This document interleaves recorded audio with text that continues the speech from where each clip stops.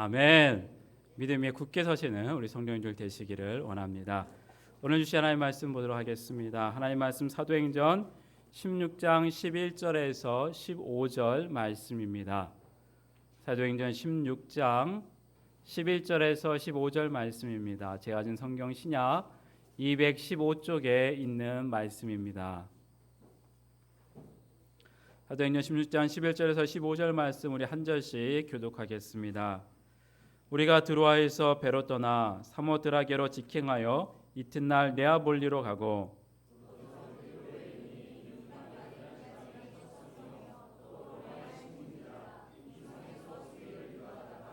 안식일에 우리가 기도할 곳이 있을까 하여 문 밖 강가에 나가 거기 앉아서 모인 여자들에게 말하는데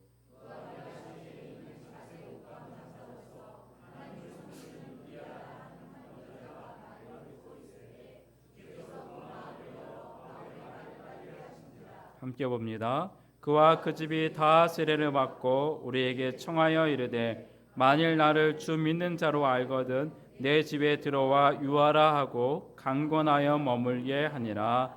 아멘.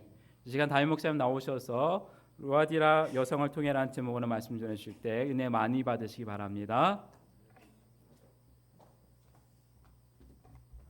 제가 1년 전부터 사도행전 강해를 해오고 있는데 지난 5월 한 달 동안에는 가정의 달을 맞이해서 잠시 사도행전 본문을 벗어났다가 오늘부터 다시 돌아오게 되었습니다. 한 달이 지났으니까 지난번에 어디까지 갔는지 가물가물하시죠. 그래서 한번 되짚어봐야 될 것 같습니다. 오늘 본문의 바로 앞에 있는 6절에서 10절까지에는 이런 내용이 있었습니다.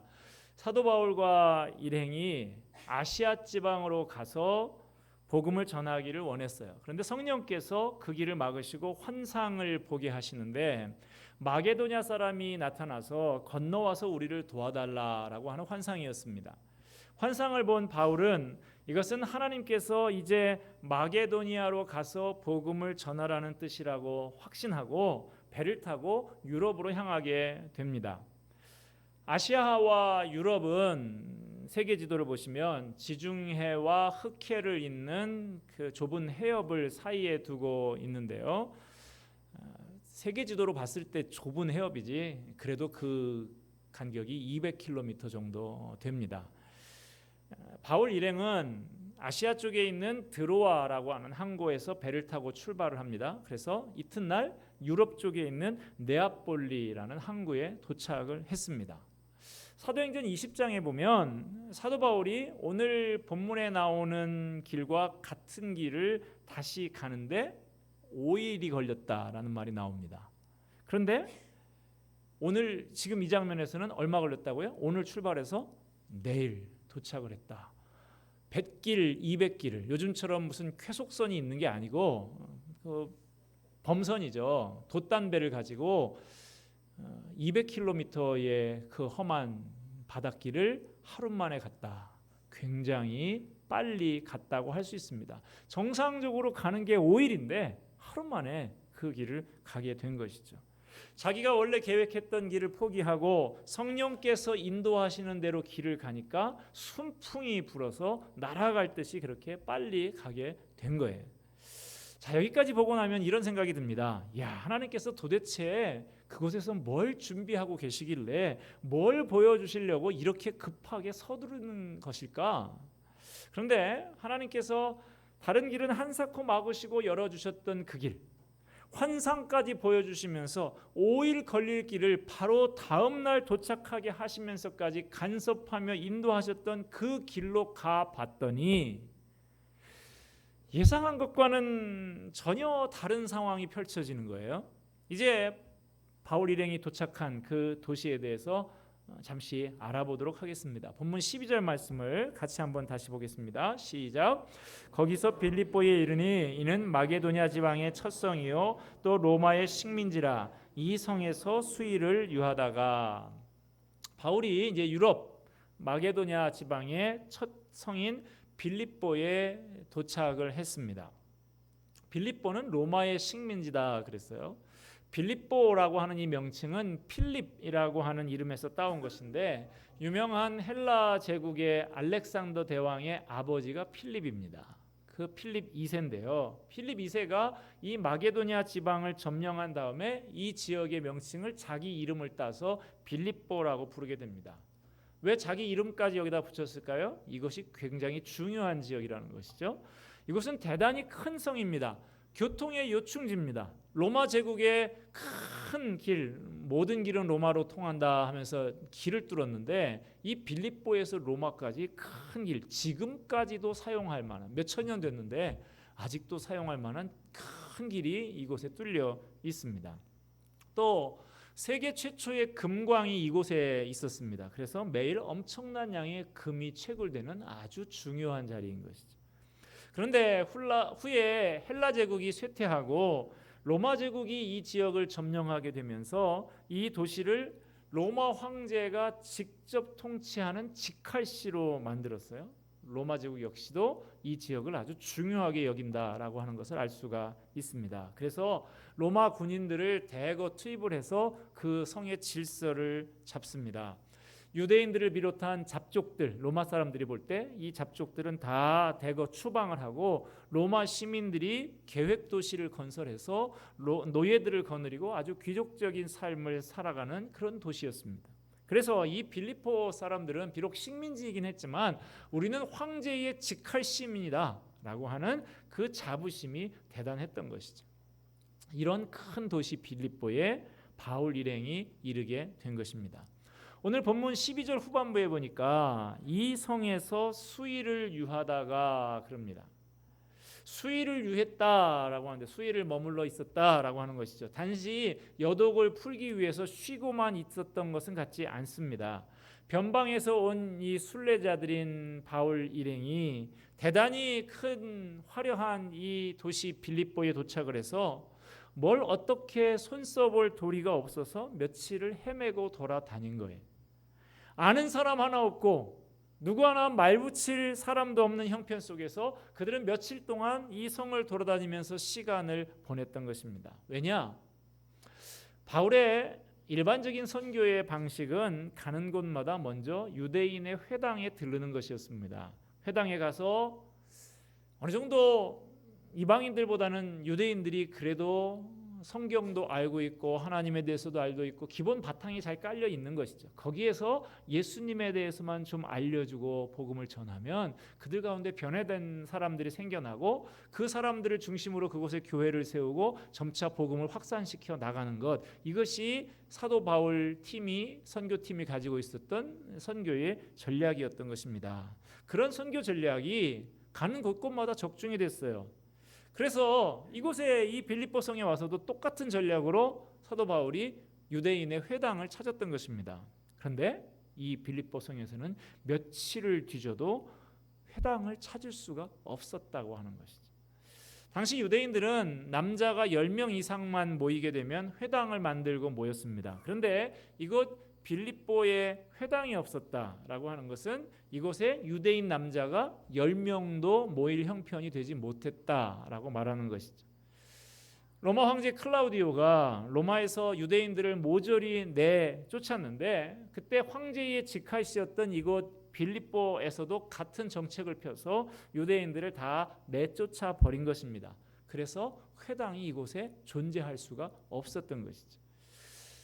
자, 이런 형편 가운데서 시간이 흘러 안식일이 됩니다. 이들은 안식일에 강가에 있는 기도 처소를 찾아가 보기로 작정을 했습니다. 시편 137편 말씀에 보면 바벨론의 포로로 잡혀갔던 유대인들이 바벨론 강가에 모여 앉아서 하나님 앞에 슬피 울었다라고 하는 내용이 나오고 있어요.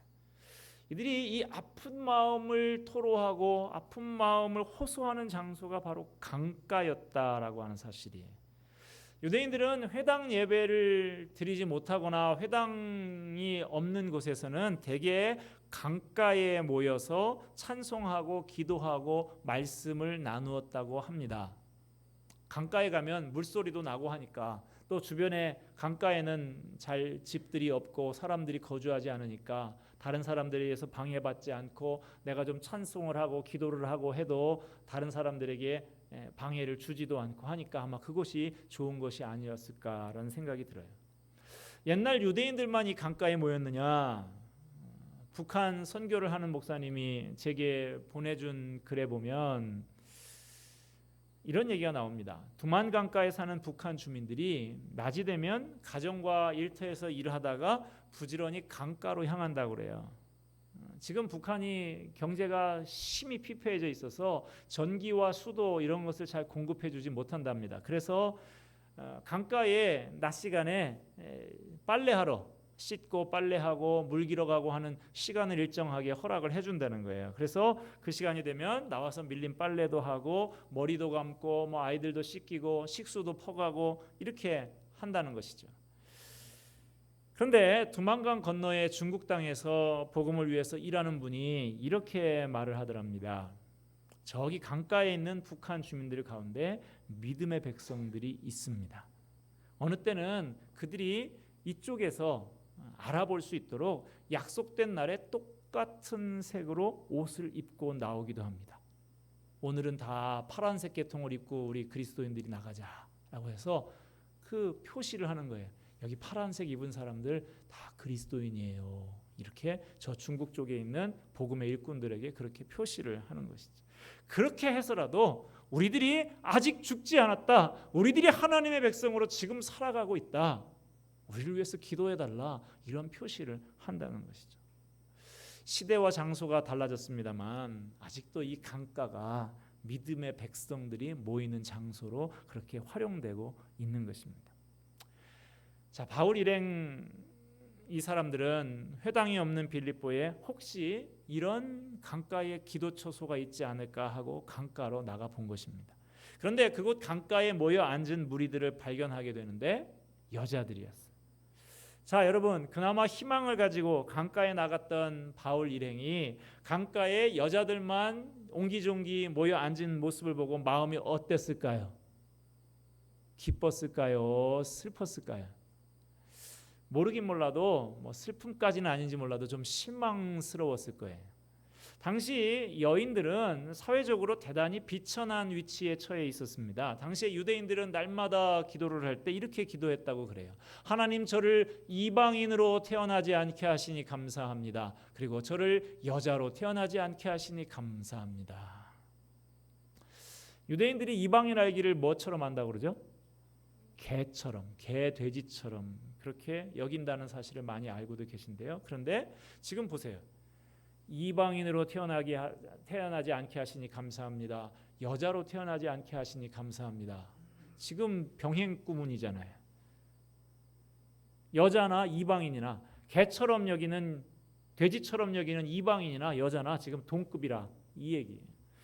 그러니까 그 당시 사람들 여자를 바라보는 시각이 어땠는가 하는 것을 알 수가 있는 것이죠.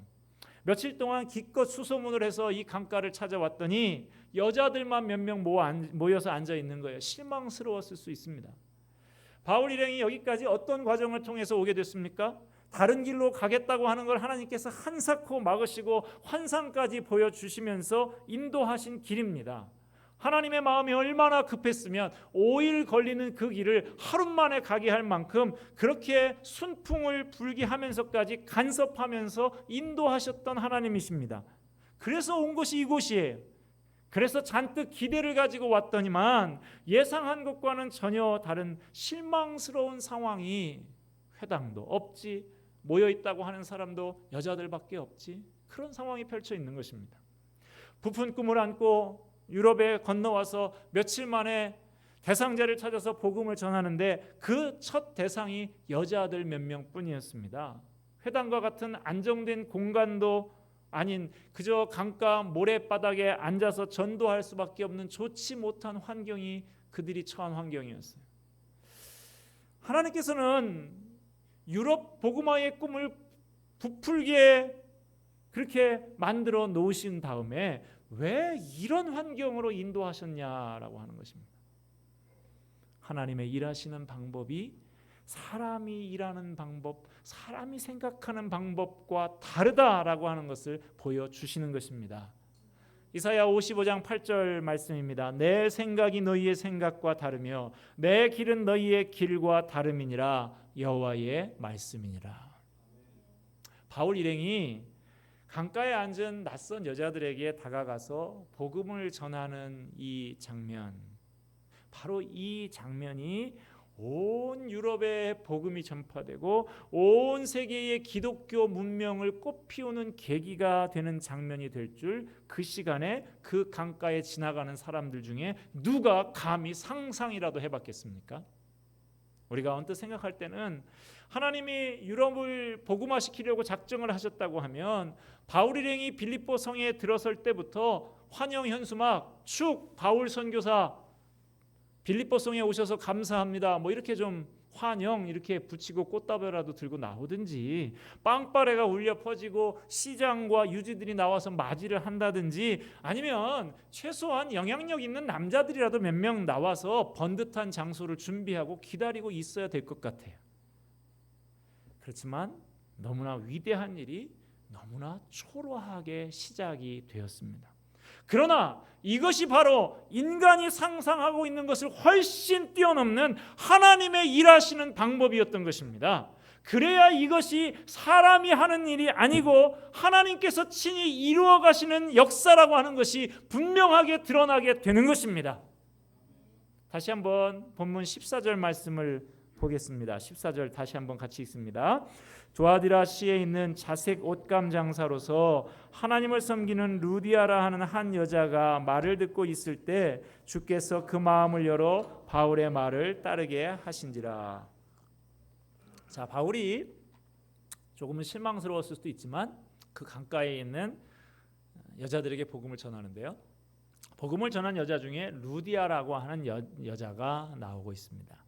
루디아라고 하는 명칭은 당시 소아시아에 있던 작은 지역의 이름입니다. 요즘으로 말하면 우리가 이제 루디아 이렇게 부르면 루디아 댁 이러는 거예요. 전주 댁, 뭐 김천 댁 뭐 이렇게 말하듯이 그렇게 지역 이름을 그렇게 부르는 것이라는 것이죠. 이 여자는 두아디라라고 하는 성 출신인데요. 아마도 남편을 먼저 떠나 보내고 이곳에 빌립보 성에 와서 큰 성이니까 시장이 크죠. 그래서 자주색 염료로 물들인 옷감을 팔면서 가정을 꾸려가는 포목상이었던 여성이었습니다. 그런데 이런 루디아가 그날 강가에서 바울 일행을 만나게 돼요. 주님께서 그 바울을 만나게 되고 바울의 말을 들을 때 루디아의 마음을 활짝 열어주시고 바울을 통해서 전해졌던 복음의 말씀을 믿고 따르게 하십니다. 이 크고 화려한 성 빌립보를 복음화하고 전 유럽을 복음으로 물들이게 하기 위해서 하나님은 그 통로로 장관이나 의원 같은 그런 유력한 인물을 만나게 하신 것이 아니라 이방인이요 아마 과부이기도 했던 이 루디아라고 하는 여인을 만나게 하신 거예요. 지극히 작은 장면에서 하나님의 아름다운 은혜의 역사가 시작된 경우가 성경에 보면 참 많이 나옵니다. 안드레가 예수님 앞에 데려왔던 베세다 들녘에서 예수님께 데려왔던 작은 소년의 손에는 물고기 2마리, 보리떡 5개, 정말 보잘것없는 것이 들려 있었습니다. 그러나 예수님은 그것을 보고 실망하지 않으셨어요. 그것을 가지고 하나님 앞에 감사하고 축사하면서 떼어서 나누어 주셨을 때 5,000명이 먹고도 12광주리가 남는 큰 기적을 일으키셨습니다. 당대 강대국이었던 아람 나라의 장군이었던 나아만, 문둥병이라는 당시의 불치병을 앓고 있었죠. 그 병이 치유되는 역사는 지극히 작은 노예 소녀, 그 부엌대기 소녀의 말 한마디로 말미암아 시작이 되었습니다. 예수님의 제자 중에는 어부, 세리, 무식한 사람들이 많이 있었습니다. 그렇지만 예수님은 그들을 가르치는 일에 혼신의 힘을 쏟아 부으셨고 그 결과 그들이 하나님 앞에 기둥 같은 인물들로 우뚝 세워지고 하나님의 놀라운 능력이 그들을 통해서 나타나게 된 것을 볼 수 있습니다. 고린도전서 1장 26절에서 29절의 말씀을 읽어드립니다. 형제들아 너희를 부르심을 보라. 육체를 따라 지혜로운 자가 많지 아니하며 능한 자가 많지 아니하며 문벌 좋은 자가 많지 아니하도다. 그러나 하나님께서 세상에 미련한 것들을 택하사 지혜 있는 자들을 부끄럽게 하려 하시고 세상에 약한 것들을 택하사 강한 것들을 부끄럽게 하려 하시며 하나님께서 세상에 천한 것들과 멸시받는 것들과 없는 것들을 택하사 있는 것들을 패하려 하시나니 이는 아무 육체도 하나님 앞에서 자랑하지 못하게 하려 하심이니라. 하나님의 나라는 작은 씨앗 하나처럼 시작이 되지만 그 씨앗이 땅에 묻혀서 썩어질 때에 그것이 자라서 30배, 60배, 100배의 결실을 맺으며 마침내 거대한 수목, 장대한 숲을 이루게 되는 것, 이것이 하나님께서 일하시는 방법이요 하나님 나라의 역사인 것입니다. 지금 바울은 자기가 원해서 여기에 온 게 아니죠.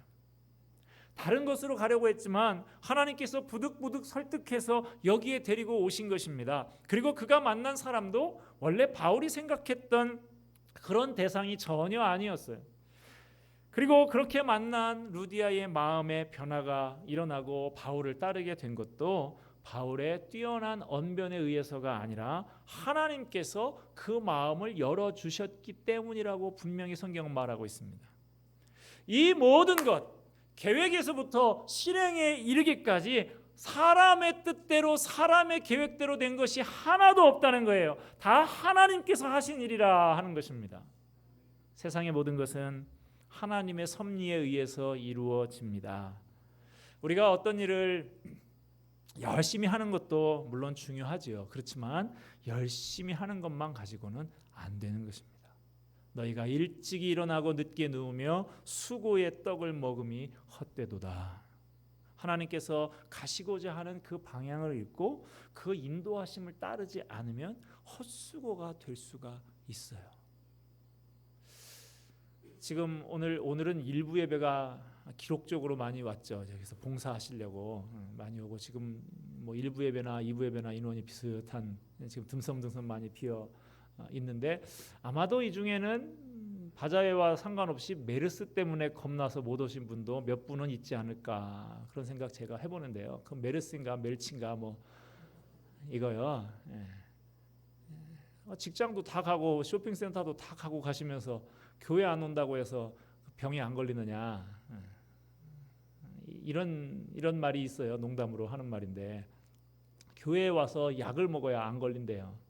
신약하고 구약을 먹어야 안 걸린다 그러는데 너무 겁내지 마시고 건강하고 젊은 사람들은 뭐 걸려봐야 감기처럼 그렇게 지나간다고 하니까 두려움 마시고 정상적인 신앙생활 하나님께서 지켜주시 바라고 그렇게 신앙생활 하시기 바랍니다. 열심히만 하고 열심히 내가 어떻게 한다고 해도 그게 그렇게 막기가 쉽지 않은 것이라는 것이죠. 하나님께서 지켜주셔야 되는 것 아니겠습니까?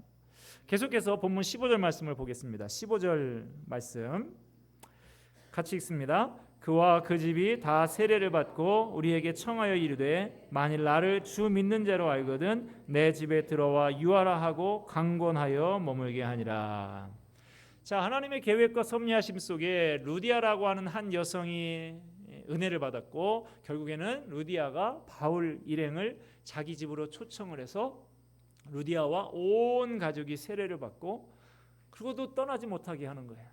바울 선생님 이곳에 오셔 더 우리 집에 좀 머물면서 제가 잘 대접을 할 테니까 좀 말씀을 더 충분히 우리에게 전해주시고 가라고. 이렇게 이 집을부터 시작해서 빌립보 교회가 생기고 이 루디아의 집이 유럽 선교의 전진기지가 되었던 것입니다.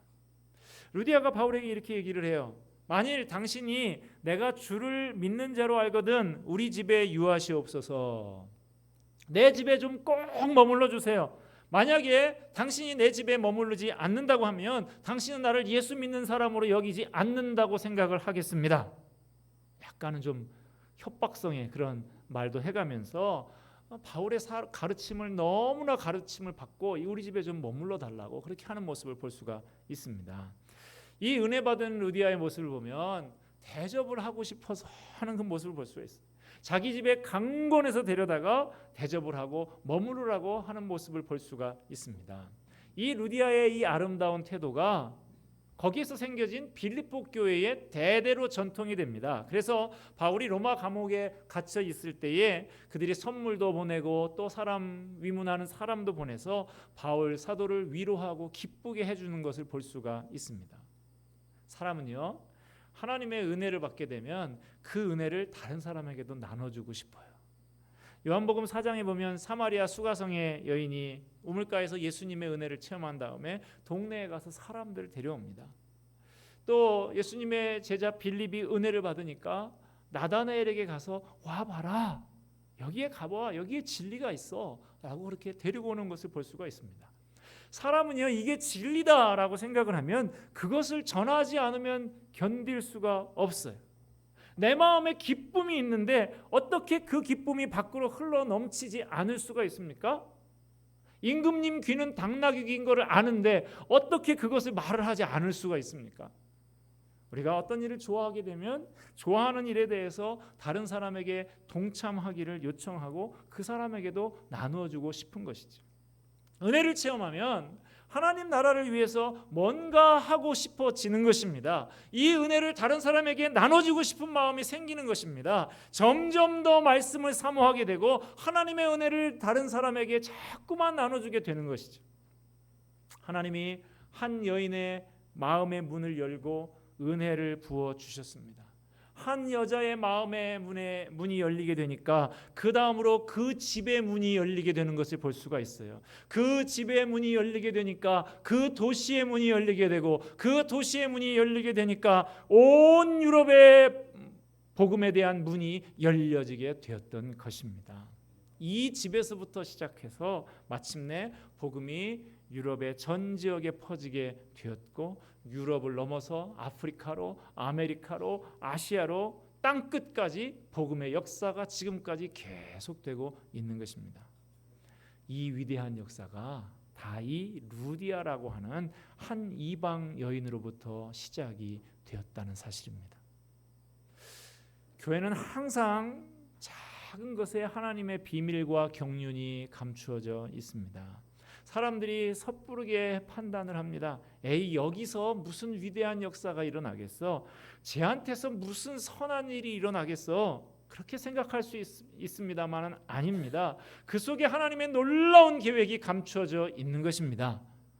이 메르스가 창궐하고 있는 이 경기 남부권 이 지역에 있는 수원 성도교회 40년이 지났다고 그러는데 은혜로 달려온 40년 그러는데 은혜로 달려왔는지 몰라도 그 오래된 벽돌 건물 하나 이렇게 있는 반지하로 내려와 있는 이 예배당이 있는 여기서 무슨 선한 게 일어나겠어?